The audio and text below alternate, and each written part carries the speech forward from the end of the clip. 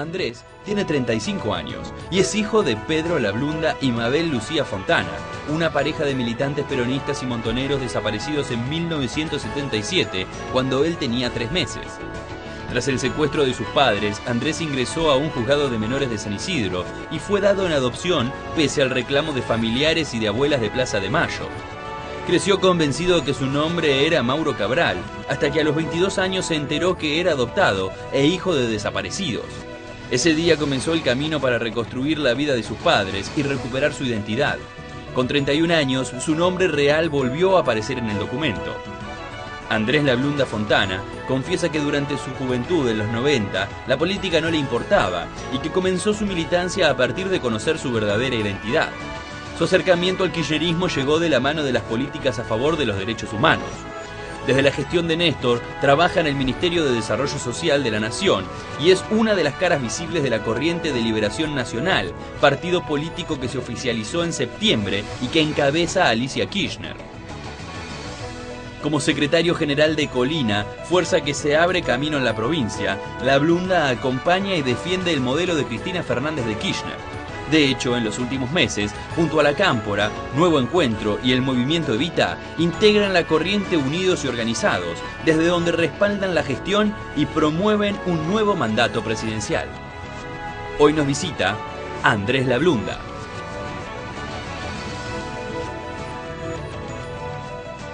Bueno, como bien decía el informe inicial sobre esta pequeña biografía de Andrés Lablunda, Lablunda tiene una historia que es una historia generacional, ¿no? Que marca a muchos militantes hoy de la política argentina.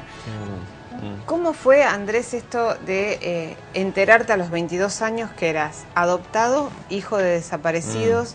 ¿Y cómo fue ese proceso de 11 años, si me lo puedes sintetizar? Sí, ¿no? sí, Porque es cada historia de cada hijo recuperado es una historia de película, literalmente. Sí. A ver, detalles anteriores a eso. Mi historia no está incluida, digamos, en lo que fue el plan sistemático de apropiación, es decir, los casos donde los mismos militares que secuestraban a la familia de los militantes políticos también secuestraban a su hijo o hija. En mi caso, al momento del secuestro de mis padres, los militares, a la vez que se llevan a mis padres, que esto fue en San Fernando, en el 20 de abril del año 1977, al momento de llevarse a mis padres, a mí me dejan en un departamento de enfrente, a donde estábamos viviendo. ¿Vos tenías 3 meses? 3 meses, sí. Bien. 3 meses era un bebé. El matrimonio que me recibe no tiene ningún tipo de vinculación política con las Fuerzas Armadas, ni con la política. Claro. Ni con la política. Este matrimonio, al ver la situación, porque justamente por la mirilla del departamento de enfrente habían visto que mis padres habían sido secuestrados, lo primero que hacen, van a la policía a denunciar lo que había pasado. Obviamente la policía dijo, bueno, lo que mejor puede hacer con este niño es quedárselo porque el destino puede ser trágico.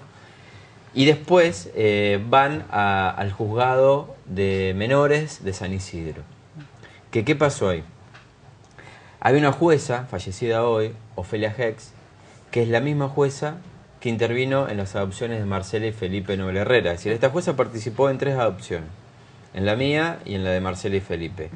Ahora bien, esta jueza, sabiendo por el testimonio que hace este matrimonio que me había recibido, que mis padres habían sido secuestrados por la dictadura, omite las averiguaciones, eso lo borra en mi historia, y procede y sentencia una adopción plena, ¿no? Entonces, a partir de ese momento yo me crié, ¿no?, con esta familia adoptiva, que era el matrimonio Cabral Benavides. Claro, y esta adopción plena implica darte otra identidad directamente. Automáticamente. Este matrimonio, el que me recibe, no tenía ningún dato mío, ni mi nombre, ni conocía a mis abuelos, no sabía nada. Claro, porque tus padres estaban clandestinos en ese situación momento. de clandestinidad, claro. Sí, Juventud Peronista, Montoneros, eran ellos, Columna Norte, y ellos ahí no tenían ningún contacto. Con algunos vecinos sí, justamente con este matrimonio que estaba enfrente, no. Ahora, las abuelas te buscaban. Automáticamente y mi familia biológica, cuando se enteran, ¿no?, que mis padres habían sido secuestrados, comienzan la búsqueda. Pasa que tampoco sabían dónde mis padres estaban viviendo en ese momento. Entonces, después sí, sabían que estaban viviendo ya hace un tiempo en San Fernando, ahí en la calle Constitución del 1200, que ahora después te voy a contar una anécdota graciosa que me pasó el otro día en una charla en un colegio. Entonces van al edificio, y cuando van al edificio, por el testimonio de los vecinos, le dicen, bueno, al matrimonio joven se lo secuestró las Fuerzas Armadas, y el niño fue dejado en un departamento enfrente. Y por la zona, como sabía, y por la zona donde había sido, fueron al juzgado que tenía la jurisdicción judicial sobre la zona. Entonces fueron ahí, fueron a averiguar los niños que habían sido adoptados en esa fecha, y vieron ahí, gracias a las abuelas, ahí intervienen las abuelas, porque no le querían mostrar los expedientes, ¿no? Estamos hablando de plena dictadura militar, claro. ¿no? Plena dictadura militar. Ahí intervienen las abuelas, y ahí estaba el registro de que este matrimonio que me había recibido, después de vivir unos años más en San Fernando, después se trasladan a Mar del Plata, y es ahí en Mar del Plata donde a mí me localizan. Ahora, vos te y ahí tenía localizas- 7 años, 7 años tenía. ¿Qué pasa? Al momento del reencuentro se encuentra mi familia biológica con un niño de 8 años, estamos hablando del año 84. Claro, año los 84, albores de la democracia. Claro, año 84, con un niño que tenía una familia, que tenía un hermano en ese momento, que tenía una mamá y un papá, que estaba bien, ¿no? Que estaba bien. Entonces ahí se produce lo que yo digo, un acuerdo forzado, ¿no? Entre las dos familias, donde deciden que lo mejor que podían hacer en relación a mí era dejarme con esa familia que me estaba criando hasta ese momento. Ahora, ¿qué pasa? A mí no me cuentan nada. Ahora, ¿y cómo aparece, cómo se introduce esta nueva familia en tu Me realidad? No, pero ¿cómo te lo, ¿qué son para vos? Parientes lejanos, me dijeron. Parientes lejanos. Igualmente hoy, ¿no? Y analizándolo con una mirada política, yo entiendo claramente que ahí ellos también fueron víctimas de la dictadura, porque fue esa dictadura la que imprimió el miedo, el ocultamiento y el silencio. Porque uno lo ve desde hoy y dice, ¿cómo no le van a decir nada? ¿Cómo no le van a decir la verdad? Pero bueno, en ese momento el contexto yo creo que lo llevó a ellos hacia ese lugar. Estamos hablando de esto, en los albores de la democracia, año 84, y los puso Aparte, otra cosa, ellos habían visto algunos casos de unas restituciones recientes donde habían sido bastante conflictivas. Claro. Estaba el caso de Jimena Vicario, justo ahí en ese momento, y por lo que me cuentan había sido bastante así problemático según la mirada de ellos, ¿no? Pasaron 14 años hasta que vos sabés. Y bueno, entonces es más, yo tengo recuerdos de ese día que fueron a visitarme, pero nunca supe que era mi verdadera familia, ¿no? ¿Qué eran? ¿Cuál era el parentesco? ¿Qué eran tus tíos? No, eran mis tíos, mis primas, mis abuelos verdaderos. ¿Por parte de tu papá? Sí, por parte de mi papá. La parte de la Blunda, digamos, claro. La familia Fontana, que es la familia de mi madre, es una familia entrerriana. Mi mamá era de Crespo, Entre Ríos, pues vivió en Paraná. Nunca tuvo una posición muy activa en relación a mi búsqueda, ni demás. Sabían que yo había nacido y demás, pero nunca tuvieron una posición así de búsqueda, ¿no? Claro. Siempre fue más a la espera, y con mucho miedo también, digamos. El miedo, el temor, el silencio, los ocultamientos y las mentiras fue la herencia, ¿no? De la dictadura, claro. Claramente, ¿no? La parálisis, más que todo de mi familia materna. Y bueno, y así siguieron pasando los años, es decir, esta familia, la familia La Blunda, mi verdadera familia, iba periódicamente a Mar del Plata cada 2 o 3 años y me visitaba, pero yo no sabía que eran mis verdaderos tíos, mis verdaderas primas. Vos no tenías sospecha ninguna de... Muy pequeña, apenas, pero no, si dudaba tampoco me lo cuestionaba. También es difícil cuestionarse, ¿no? Sí. La paternidad, la maternidad. Al menos que estés en un contexto muy militante, pero por lo que vos describís... Esta familia que me crió está absolutamente desvinculada. Ellos son una familia de clase media, media baja, despolitizada, pero que en ese marco actuó de buena fe. Actuó de buena fe, porque yo no puedo decir que actuaron de mala fe, ni intencionalmente ocultaron mi historia y mi identidad. Ellos lo hicieron con una con una profunda convicción de que estaban haciendo lo mejor. Claro, para protegerte. Claro, pero en nombre de la protección, me ocultaron lo más importante que tiene una persona, que es su identidad, su historia, su pasado, su genética, su descendencia, su ascendencia. Con lo cual se estaba cometiendo un delito.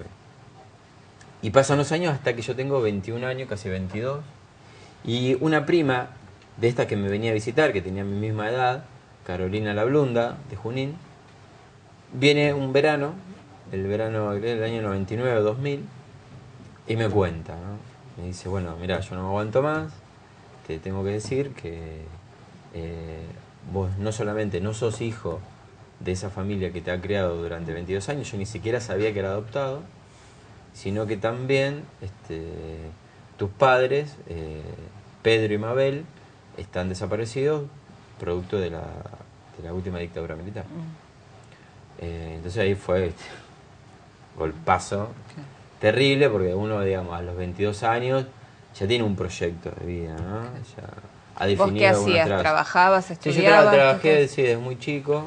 Y había empezado, había terminado el secundario. Bueno, había rasgos que me diferenciaban mucho de mi familia adoptiva en torno al estudio, la dedicación, el querer progresar. Bueno, había ahí como un compromiso con la vida fuerte. Y ese había empezado a estudiar, estaba en la Universidad Nacional de Mar del Plata.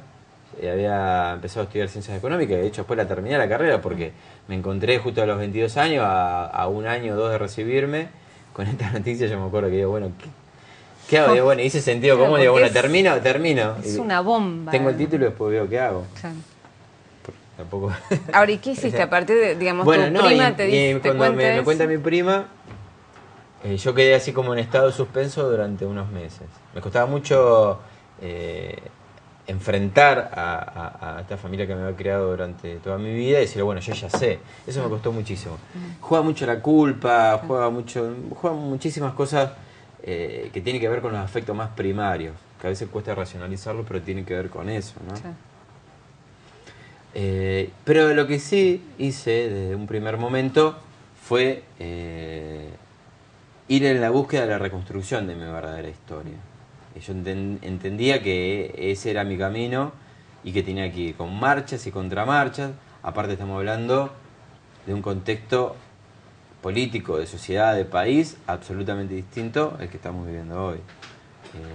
Absolutamente distinto. Yo me acuerdo que a mis amigos de aquel momento le conté un poco lo que me había pasado y yo del otro lado recibí una indiferencia absoluta. Bueno, pero ya está, vos tenés que quedarte con tu familia que te quiere, que te cuida, que te cuidó durante todos estos años, que te dio educación, que te protegió además. Pero había un desconocimiento profundo de lo que había sido la última dictadura militar y de la importancia del derecho a la identidad, ¿no? Sí. Había un desconocimiento, digo yo, terrible. ¿Y ahí te conectaste con abuelas? Digamos, automáticamente, al otro día que mi prima me contó, me comuniqué con Negrita Segarra, que es la abuela de Plaza de Mayo de Mar del Plata. Y fue muy sorprendente porque yo le digo, hola Negrita, en ese momento habla Mauro, le digo. Y del otro lado, así crudamente me dice, hola Andrés, ¿cómo andás? Wow. Yo te juro, mira, hasta ahora se me pone la piel de gallina. Era re loco, porque vos del otro lado levantabas el teléfono y te comunicabas con una persona que sabía tu historia. Que vos todavía no sabías. Que vos no sabías, y yo, bueno, venite que vamos a charlar, me dice. Y me junté con ella y me empezó a contar todo, ahí me dio una foto de mi papá. Y ahí te reconociste. Y ahí me reconoció automáticamente, impresionante el parecido físico de mi padre, pues justo la foto que me acercan era una foto que a ese momento tenía yo la misma edad que mi viejo. Okay. Y fue muy fuerte, reconocerte en una foto es un acto así de identidad pura, es decir, de reflejo, de encontrarte. Aparte yo obviamente era absolutamente diferente a la familia de crianza. Claro. Y bueno, y ahí empecé ese camino, un camino lento, pero con pasos firmes también. Lento con pasos firmes, y empecé a vincularme con mi familia paterna como la materna. La familia de mi papá vive en Junín, y la de mi mamá en Paraná, así que empecé a viajar, ¿no? A visitarlo y empezar a reconstruir ese gran rompecabezas, Sí. que es la historia de uno. ¿Qué edad tenían tu mamá y tu papá cuando Cuando desaparecieron? desaparecen tenían los dos 31 años. Eran, digamos, un poquito más arriba Más del grandes promedio, del promedio, claro. de los jóvenes de aquel momento. Jóvenes Claro. también, ¿no? Pero un poquito más grandes. Tu Los papá dos. era abogado y había estudiado acá Sí, en La Plata. mi ¿no? papá, sí. Mi papá era abogado, estudió acá en La Plata. Acá es cuando la conoce Alicia y a Néstor. Y mi mamá, docente, licenciada en Ciencias de la Educación de Paraná. De Paraná. Los dos militantes peronistas, desde muy jóvenes, y muy comprometidos con la política de aquel momento. Había una entrega por parte de ellos. ¿Viste Infancia total. Clandestina? Sí, la vi, Infancia ¿Y Clandestina. cómo te pegó esa película? Y me pegó en el sentido de verlos a mis padres ahí, ¿no? En el compromiso, en la entrega, en la militancia, a diferencia de Benjamín, que él ahí tenía 7, 8 años, 9 años, o quizás un poquito más. Yo era muy bebé, digamos, entonces yo ni siquiera tengo recuerdos de mis padres. Debo tener recuerdos de los afectos más primarios, están en la panza de mi mamá, pero Sí, no tengo un momentos recuerdo vivo. que puedas evocar. No. Claro. Él sí, ¿no? Él tiene ahí Sí. como... Y él pudo, bueno, hacer esa obra maestra, digo yo, que fue esa gran película que trae el pasado al presente y lo resignifica y lo pone en clave de reconstrucción de la memoria. Me parece importantísima esa película.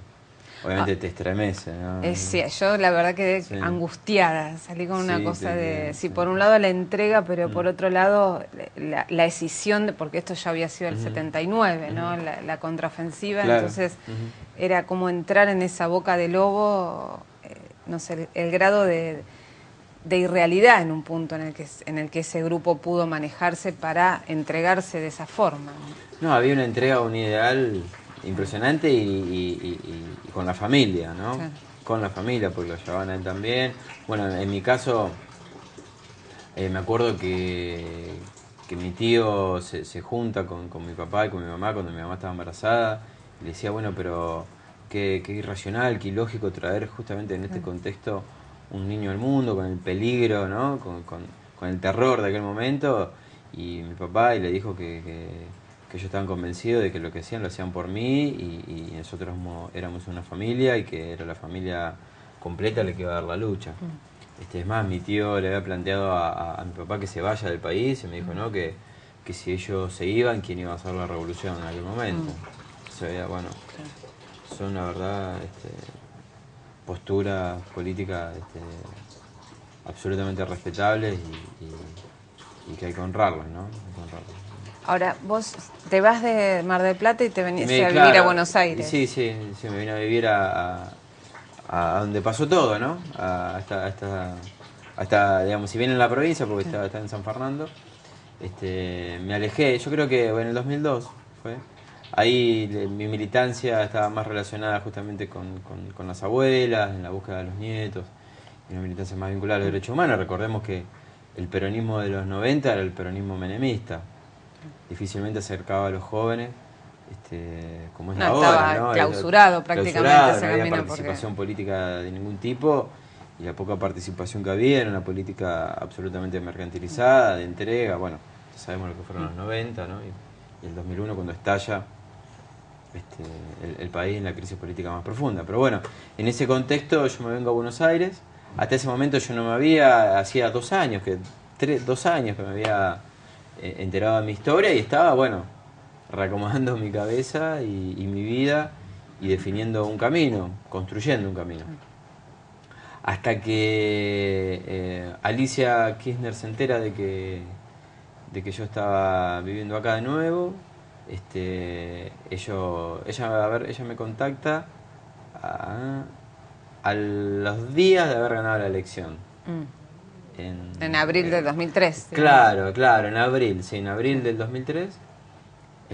Y se produce el reencuentro con ella. Ella siempre había seguido, ella, Néstor, Cristina habían seguido mi historia, ¿no? Porque ellos habían conocido a mi papá más que todo y sabían que las abuelas me habían recuperado el día y todo, pero bueno, no tenía yo con ellos un contacto directo como si lo tuve a partir del año 2003. Y bueno, y ahí Alicia me invita a participar, ¿no? Fui un privilegiado, digo yo, desde los primeros días de llegado al proyecto. Enseguida nomás, ya en abril del 2003, ya estaba yo trabajando junto con ella, y ahí la vida me empezó a cambiar muchísimo, porque le empecé a encontrar un sentido político a toda mi historia y la historia de todos, porque hasta ese momento la reconstrucción de mi identidad era una cuestión netamente personal, individual, ¿no? Entonces, ¿habías conocido otros hijos recuperados? Sí, yo había conocido otras historias y demás, a los nietos, digamos. Claro. Yo soy un nieto, yo soy el 18 de los nietos. Porque, a ver, si bien me recuperan en el 84, por eso tengo el número 18, pero yo recupero la identidad a los 21, con lo cual no tendría que tener el 18, tendría que tener un número mucho más alto. Pero bueno, la realidad es que sí, cuando las abuelas me localizan fue en el 84. Y ahí esto, que mi historia yo la empiezo a leer en términos políticos. Y eso a mí me ayudó muchísimo, muchísimo, porque a veces quedás atrapado en contradicciones que son netamente cruzadas por los afectos, y eso a veces te deja en estado de parálisis o a veces de suspenso, y no le encontrás un sentido a muchas cosas. Y toda la política desarrollada por Néstor, por Cristina, por Alicia, a mí me envolvió hasta el año 2008, que es cuando yo decido definitivamente, bueno, dejar de llamarme como me llamaba antes, que era Mauro Cabral, y asumir mi verdadero nombre, mi verdadera identidad y mi verdadera historia. Y justamente lo hice el 20 de abril del 2008. A ver, acordate, sí, 20 de abril del 2008. Habían secuestrado a tus padres en el 77. Claro, no, pero 2008 es plena 125. Claro, sí, en marzo, abril, plena 125. Y a mí como que esa crisis, esa tensión, me pegó a mí también. A mí me pegó eso. Me pegó, como dije, bueno, acá la Argentina cruje, de acá sale otra Argentina, como fue surgiendo durante cada una de las medidas, ¿no? Y años que fueron transcurriendo el proyecto. Y dije, bueno, es el momento. Aparte se dieron otras cosas también. Hay un grupo de estudiantes, que yo siempre lo rescato, de una escuela secundaria de San Fernando, que empieza a reconstruir la vida de los desaparecidos del lugar, y toma el matrimonio de la Blunda Fontana como un caso de estudio, de análisis. Claro. Y yo me vinculo con los chicos, y los chicos dicen, bueno, vamos a hacer un homenaje a tus viejos, vamos a poner una placa y una identificación donde fueron secuestrados. ¿Y cuándo la ponemos? Yo le digo, bueno, mirá, dentro de poco se van a cumplir 31 años del secuestro, aprovechemos ese momento. Y entonces al momento de poner la placa, yo dije, bueno, es el momento que yo también asuma mi verdadera identidad en su sentido más amplio y pleno, que es con el nombre, ¿no? Porque uno sintetiza su identidad en el nombre emprendedor, en el nombre y el quién sos. ¿De dónde venís? Y de dónde venís en tu apellido. Que a ver, y acá entran las particularidades también de lo que son las adopciones a lo que es la apropiación, digamos. Cuando a vos te apropian y el mismo militar, o la pareja, o el matrimonio, o vinculado a la dictadura, que mata a tus padres y participa directamente en la matanza de tus padres, también te crió a vos, y cuando te enterás, no hay mucho margen para decir, bueno, me cambio el nombre, porque obviamente yo con esta familia no tengo nada que ver. Al contrario, esta familia está vinculada a la etapa más oscura y sucia de la Argentina. Me cambio el nombre, ¿no? Hasta como un hecho de rebeldía. Ahora bien, cuando vos sos adoptado, ¿no?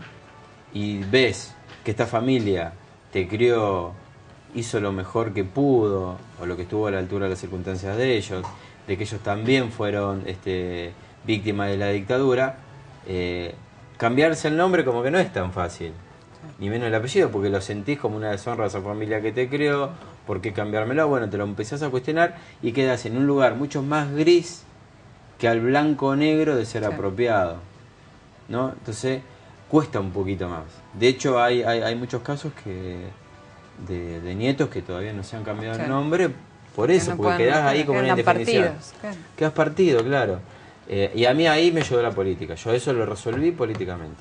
Bueno, vamos a seguir hablando de esto en el próximo bloque, porque si no es muy difícil de seguir. Gracias.